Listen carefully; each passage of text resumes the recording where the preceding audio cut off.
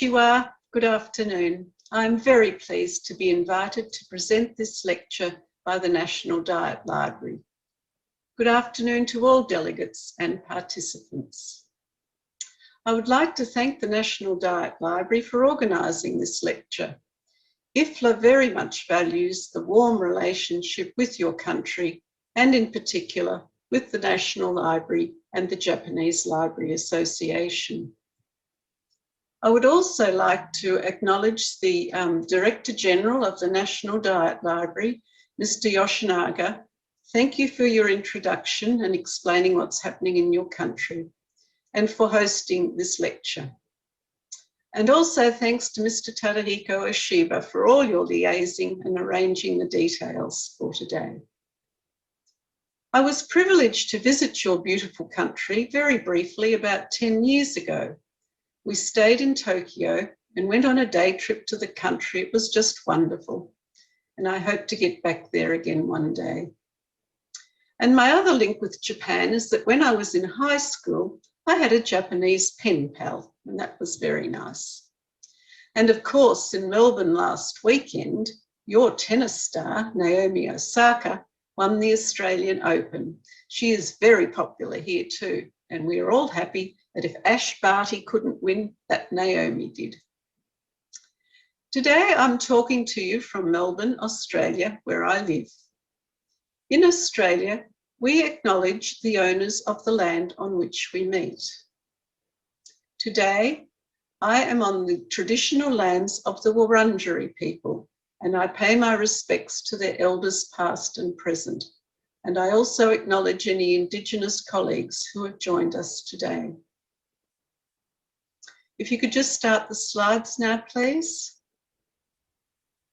So I've been asked to talk about how IFLA and libraries around the world have responded to the COVID-19 pandemic and what the future might be for libraries. But first, let me introduce IFLA. IFLA is the International Federation of Library Associations and Institutions. It's the leading international body representing the interests of library and information services and their users. IFLA is the global voice of libraries. It was founded in 1927 and is based in The Hague, the Netherlands, and it's been there since the 1970s. We have 1,500 members from 150 countries, mainly associations and institutions, but we also have some personal members. And the 60 professional units and 1,200 volunteers are the lifeblood of IFLA and the Library World's Brains Trust. They provide the research, innovation and knowledge for library professionals and for the global library field. Every aspect of librarianship is represented in our professional units, and the people who participate are ensuring that libraries will continue to flourish into the future. A strong element of the professional units is developing guidelines, rules and standards for the profession, as well as offering professional development opportunities. IFLA has two main roles. Firstly, to advocate for libraries at the highest level, such as the United Nations, UNESCO and WIPO, the World Intellectual Property Organization. And secondly, we are here to support the global library field. And to ensure that we have the right structure in place to achieve IFLA's strategy, since August 2019, we have been working on a governance review to make IFLA more inclusive and participative. So working groups were formed to review the governing board, the professional structure, and the strategic committees. These working groups engaged with stakeholders and identified the key issues to be addressed. There was a survey of IFLA members in October that year, which identified key priorities, and the need for a mechanism for stronger regional representation was recognised. Following wide consultation with members, the governing board approved the draft of the new statutes in October last year and agreed on a framework for the governance documents.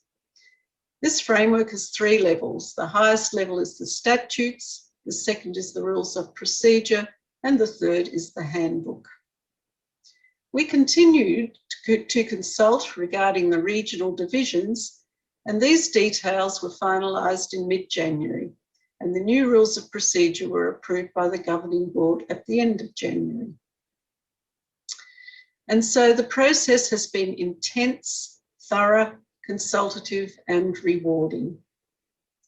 This work came to its conclusion with the extraordinary General Assembly 2 weeks ago to change the IFLA statutes. So now let's just have a look at the major components of the new structure. The Governing Board will have 11 members, with the majority directly elected by members. The President-elect and Treasurer will be directly elected, as will 5 elected members at large. And 3 members will serve because of their positions, the chairs of the Professional Council, the Regional Council, and the Management of Library Association section. The Governing Board will have 3 committees reporting to it, the Professional Council, the Regional Council, and the Finance and Risk Committee. And the Professional Council and the Regional Council are organisationally aligned as closely as possible. The Professional Council is made up of the chairs of professional divisions, and the basis of the professional structure remains professional divisions comprised of professional units. The composition of the professional divisions will be flexible, and the structure correspond to the changing library environment. The Regional Council is made up of the chairs of regional divisions, and there will be 6 regional divisions: Africa, Asia, Oceania, Latin America and the Caribbean, Europe, North America and the Middle East, and North Africa. IFLA's global work will be supported by 4 advisory committees that will report to the Governing Board. These are freedom of access to information and freedom of expression, copyright and other legal matters, standards, and cultural heritage advisory committees. The changed statutes describe a new structure for the Federation that will enter into force at the end of the current term of office for the Governing Board and all IFLA committees. And nominations will be called at the beginning of March, that's next week, for all vacancies arising. And I do encourage you to consider nominating. I know that our colleagues in Japan play an important part in our work, and new rules make it easier for participation.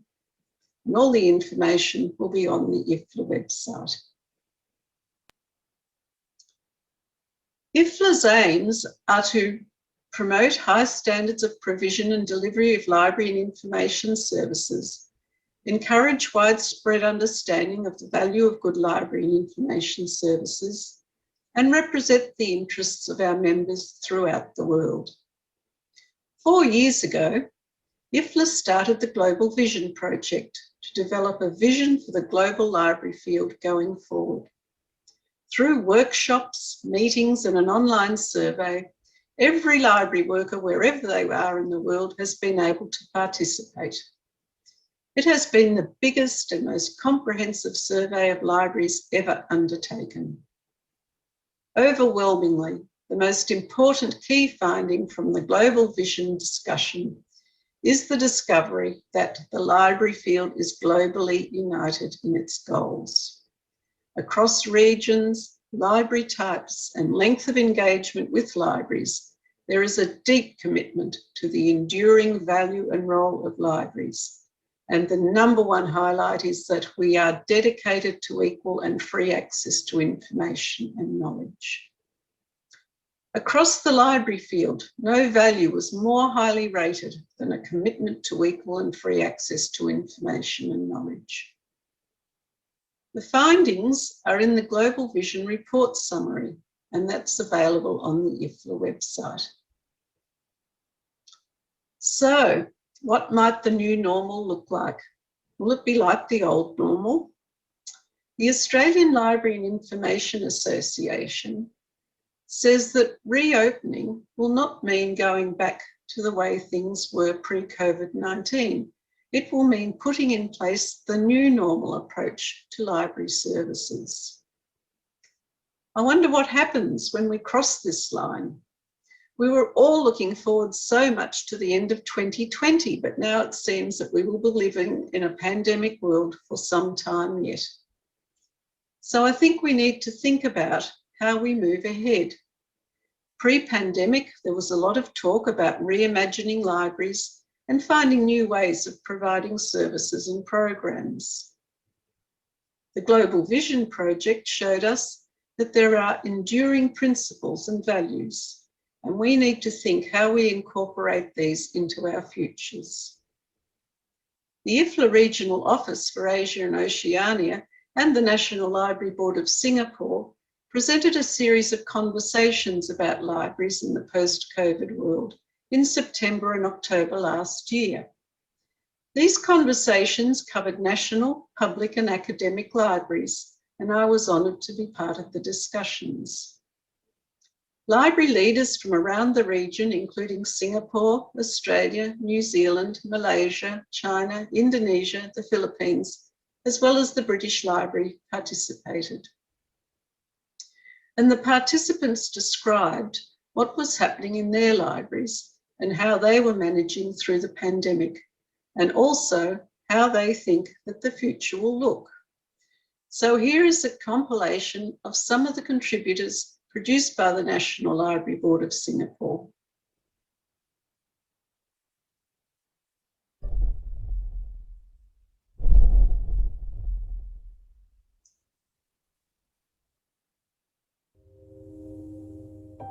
We closed for about 3 months altogether. The COVID-19 pandemic has caused fear and anxiety, and it has affected our daily life activities, including library services throughout the world. We face a real economic risk of technically becoming smaller in some cases simply because of the squeeze on public funds and the tough situation that local authorities and government will face. But one of the pieces of evidence that we really need to make a good job of is demonstrating that economic value, as well as the other values that we know public libraries provide. I strongly believe we have to work together. We can't have fragmented responses. We need to amplify the voice of libraries.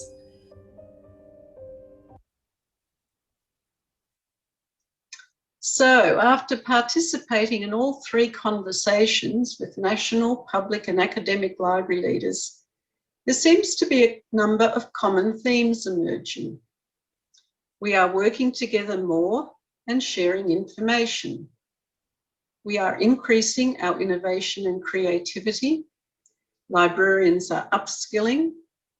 There is a new appreciation of libraries. We are being seen as partners. 2020 has highlighted the changing role of libraries. Buildings are being adapted. There are serious concerns about resourcing into the future. And also, it's not just about COVID. 2020 was a significant year for highlighting other enormous issues in the world. And they are big ones: climate change, public health, and social inclusion. Or to be more specific, the huge bushfires at the beginning of the year in Australia, the coronavirus, and the death of George Floyd in Minnesota. The bushfires in Australia at the beginning of 2020 were devastating. Here are 5 big numbers reported by the ABC, Australia's national broadcaster. More than 12.6 million hectares burnt, 434 million tonnes of CO2 emitted, 11.3 million Australians affected by smoke, 10.6 million Australians worried about theirs and others' safety, and over 1 billion animals killed. COVID-19 continues to have a huge impact on the world. And the death of George Floyd in Minnesota highlighted the ongoing issues of racism and inequality and caused widespread demonstrations around the world. But back to COVID and the eternal optimism of some. We would have liked to have believed the Prime Minister of the United Kingdom, and as I said before, we were all looking forward so much to the end of 2020. But now it seems that we will be living in a pandemic world for some time yet. And I think that a lot of people are realising that we won't be returning to normality, but that we will have to learn to live differently and adapt our behaviours and our way of thinking about things. So I've structured this talk about the new normal into 5 themes. Firstly, community, and this means whatever we understand the community we serve is, whether it is a school, public, academic, special or national library. We know who our community members that we serve are. Secondly, content, what we used to call collections, but now encompasses many different kinds of media and different creators. Thirdly, technology, which is changing our world so fast and it's so hard to keep up with. Fourth, staff. Libraries are at their heart people-centric, and our staff are so important and often the most appreciated part of libraries. And fifthly, working together, the only way that we can ensure our future. So let's look at each of these separately. I mentioned the IFLA Global Vision in my introduction. There are 10 highlights and opportunities listed in the Vision Report. Number 3 highlight is, we are focused on serving our communities. Regardless of how we define community, we share a deep commitment to meeting users' needs. We value diversity, inclusion, and the importance of providing a non-commercial space. And the corresponding opportunity is that we need to understand community better and design services for impact. Expanding library outreach will help link with local partners, engage new and underserved sections of our communities, and have a measurable impact on people's lives. Today in my talk, I would like to give you some ideas about that and also share what IFLA is doing to support libraries leading social change. The best way we see to do this is to promote the United Nations 2030 Agenda. IFLA has used the SDGs as the key plank in its advocacy for libraries and the communities they serve. In 2015, the 193 member states of the United Nations adopted Transforming Our World, the 2030 Agenda for Sustainable Development. And there are 17 Sustainable Development Goals and 169 targets. The United Nations Secretary General at the time, Ban Ki-moon, said that the global goals represent a universal, transformative and integrated agenda that heralds a historic turning point for our world. IFLA participated in developing the United Nations 2030 Agenda and was at the table when the goals were being formulated. Since 2012, we were advocating for 4 key areas to be included: ensuring access to information, safeguarding of cultural heritage, universal literacy, and access to information and communications technologies. To support this work, we have developed the Library Map of the World. And the aim of this is to provide national level library data on selected metrics across all types of libraries in all regions of the world. And the site also highlights stories from different countries that show how libraries are achieving the SDGs. And there are over 40 stories from 25 different countries that will inspire and motivate you, I'm sure. And if you would like to add a story from Japan, we would be delighted to hear about that. IFLA wants to amplify the actions of individual libraries around the world and how they are working to make the world sustainable. Libraries value diversity and inclusion. The death of George Floyd has mobilised people around the world to take a stand against racism. Although racism is in all countries, the events in the United States were a catalyst that has caused people to show their anger and their conviction that things have to change. At the time, the Australian Library and Information Association released a statement condemning racism and also highlighted the ways that libraries support and advocate with First Nations people and multicultural communities. Some of the ways that libraries are doing this are working with schools and health providers in delivering programs that improve literacy and health education, and developing collections, services and programs that are inclusive of people in their communities from culturally or ethnic minority backgrounds. Of course, there is more to be done, but libraries generally see social justice as a guiding principle in all that they do. IFLA published a statement about racism, and we stand with our colleagues in ALA and other library associations condemning all forms of racism as fundamentally contrary to human rights and the values of our profession. And we will continue to work to promote library and information services that make a better society for all. We understand the importance of providing non-commercial spaces. Libraries are well-trusted, safe and friendly spaces supporting lifelong learning and community development. This is the magnificent Halifax Central Library. It was designed by local architects Fowler, Bold and Mitchell in conjunction with acclaimed architects Schmidt Hammer Larsen, who also designed the Aarhus Library. It opened in 2014 and has been embraced by the community as their third place, and the pride and ownership of the space is obvious. The architecture is amazing. The first thing that strikes you walking in is the sense of light and space, achieved by the use of walkways connecting the 5 different levels over the atrium, the huge windows and the skylight high up, which lets in the light. The floors are staggered for noise abatement, and it is easy to move from side to side and up and down through the building.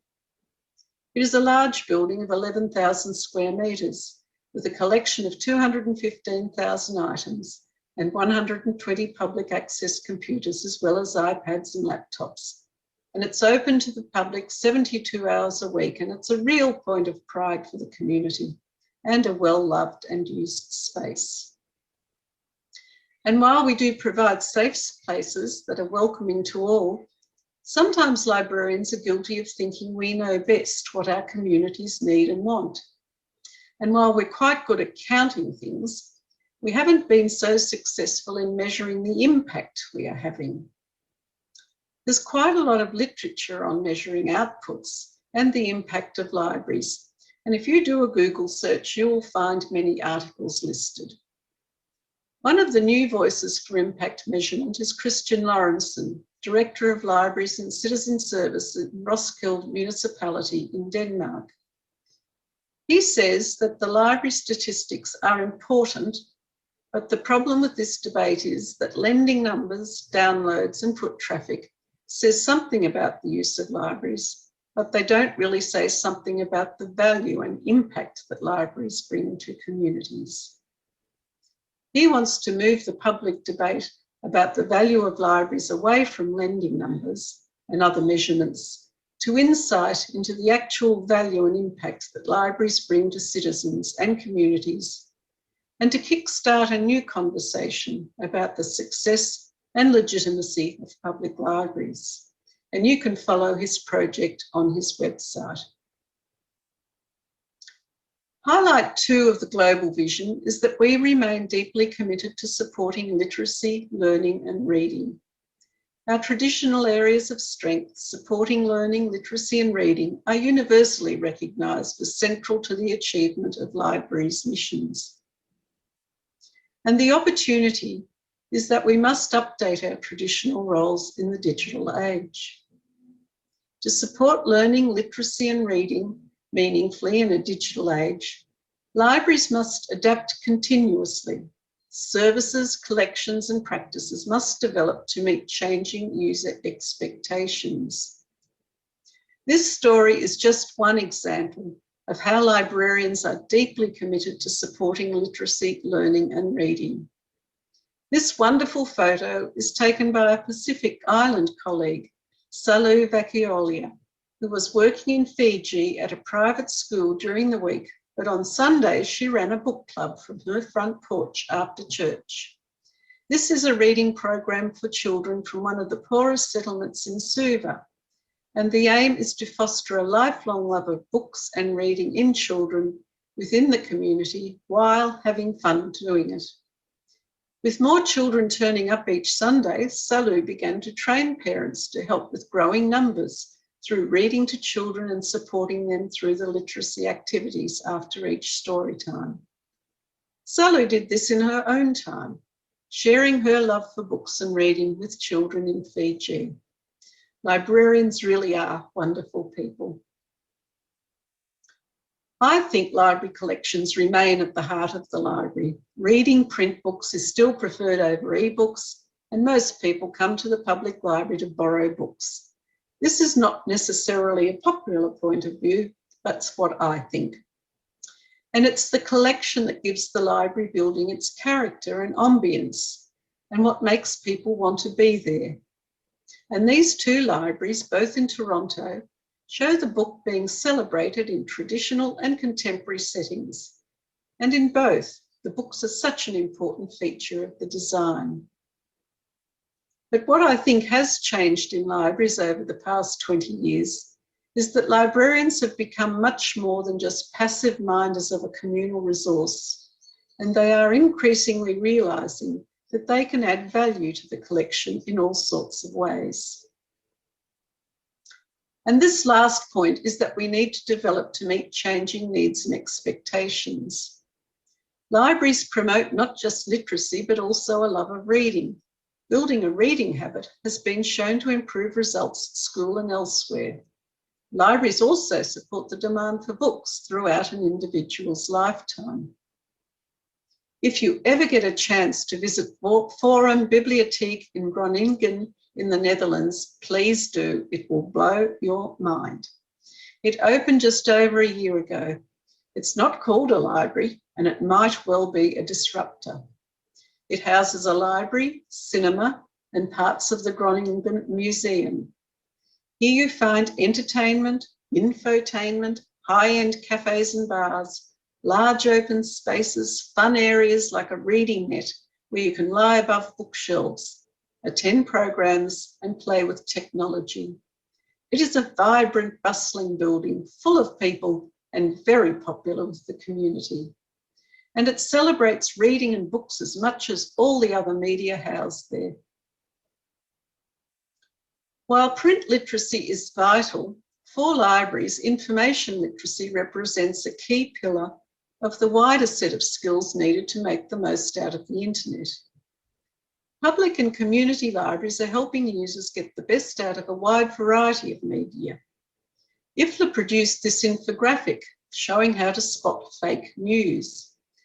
And there are some great examples of how libraries are improving digital literacy coming from my local library, where through 2020 and lockdowns, they have hosted a community story writing program based on the pandemic, shown people how to stream movies from the library onto their TV, shown how to make your own online games, promoted useful and interesting podcasts, and shared a guide for parents of under fives on how to keep them safe online. Libraries also do a lot to educate people about the dangers of being online, with particular emphasis on more vulnerable groups such as older people and children.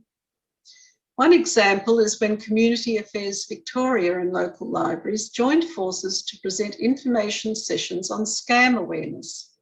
Older Victorians are the fastest growing online user group in the country, but unfortunately, they are attractive targets for scammers because they often own substantial assets and have access to life savings. And so to combat this, a project called Scam Savvy focused on building greater awareness and understanding of online scams. For libraries, information literacy represents a key pillar of the wider set of skills needed to make the most out of the internet. As we have recently set out in our library pledge for digital inclusion, simply having a connection, a device, and even content is not enough. People need to feel confident and have the competencies necessary to make the most of being online. The Quezon City Public Library in the Philippines is a great example of this. When I was in Quezon City, I was very fortunate to be able to visit the public library. And I saw firsthand how the library there is providing public access to technology and assistance for people who are applying for jobs and using e-government services. The library is not just providing the PCs and internet connectivity, it also has staff there who will show people how to use the technology, how to navigate the websites, and provide support to them. The library is working in partnership with other government departments to provide these services. The Library Pledge for Digital Inclusion that I just mentioned is a pledge to do all in our power to promote digital inclusion.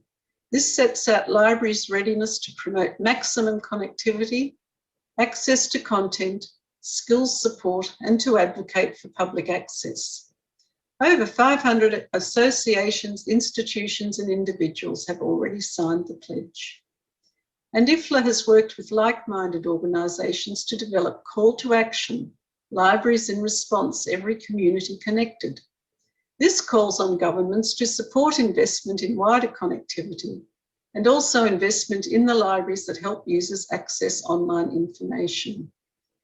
The document has been presented at United Nations and Internet Governance Forum events, and its purpose is to gather support and consensus for putting libraries at the heart of efforts to ensure meaningful connectivity and respond to the pandemic. These documents are supported by the Get Connected Public Access Policy Toolkit, and IFLA has worked through the Dynamic Coalition on Public Access in Libraries at the Internet Governance Forum to produce the toolkit. And it provides an overview of the different policy areas where it may be necessary for governments to act, and it is intended for libraries and library associations. And all these resources are available on the IFLA website for your use. Opportunity 4 of the global vision is we embrace digital innovation. The field strongly agrees on the essential role of digital innovations in realising libraries' potential to enrich society, regardless of how extensively they already can and do use technology. The opportunity is that we must keep up with ongoing technological changes. Ensuring all libraries have the right tools, infrastructure, funding and skills to seize the opportunities provided by digital innovations is a pressing need. Lokhal in Tilburg in the Netherlands is a very beautiful library housed in what was a locomotive workshop. It is an architectural marvel, and it is also impressive how much thought has gone into the way the spaces are programmed. Where this library really breaks new ground is with the 8 labs within the building. These are spaces to share, to learn, to think, to talk, to imagine. Each of the labs has a dedicated staff member to program the space, build partnerships, and deliver programs. The Future Lab is running a program for primary age children where they are designing a spaceship to travel to Mars. And the purpose is for them to create a better world when they get there. And then looking back at Earth, return home bringing the best of this new way of being. The Food Lab was offering a taste of insects to promote thinking about sustainable food production. The Time Lab is where local history comes to life and where the local dialect is being preserved through the creation of a computer program that creates word pictures and uses a type font especially created for Tilburg. What was obvious was that these labs just didn't spring up from the new building. They have been planning, designing and prototyping these concepts in their old library, but now they are able to make them visible and more accessible. The staff I talked to are so excited to be working in this environment. Highlight 8 in the global vision is that we want to be less bureaucratic, inflexible and resistant to change. The field shares a desire to be more proactive in its approach, open to innovation and ready to let go of outdated or restrictive practices. And the opportunity is that we need to challenge current structures and behaviours. Overcoming our passive mindset and embracing innovation and change will allow us to tackle the challenges facing the library field. Librarians really care about the communities they serve. Since the lockdowns, the library world has been divided in its response, with some colleagues pushing that libraries are an essential service and so the buildings should remain open, while others believe that the health of library users and staff is more important than keeping the physical doors open. In most cases, governments decided and libraries closed their buildings. Libraries have been quick to say that they are not closed, that they are still providing online and virtual books, programs and services, encouraging reading and learning and providing connections in the most innovative ways. An article in The Guardian tells how staff at one library in Melbourne, Australia, called every library member over aged 70 to check in on them after the first lockdown. Other libraries have delivered books with Meals on Wheels, lent musical instruments, held online seminars and workshops, and remote connection with a social worker. Libraries are showing how important they are to their communities, and stakeholders and funders are noticing. And this is because librarians are embracing innovation and change.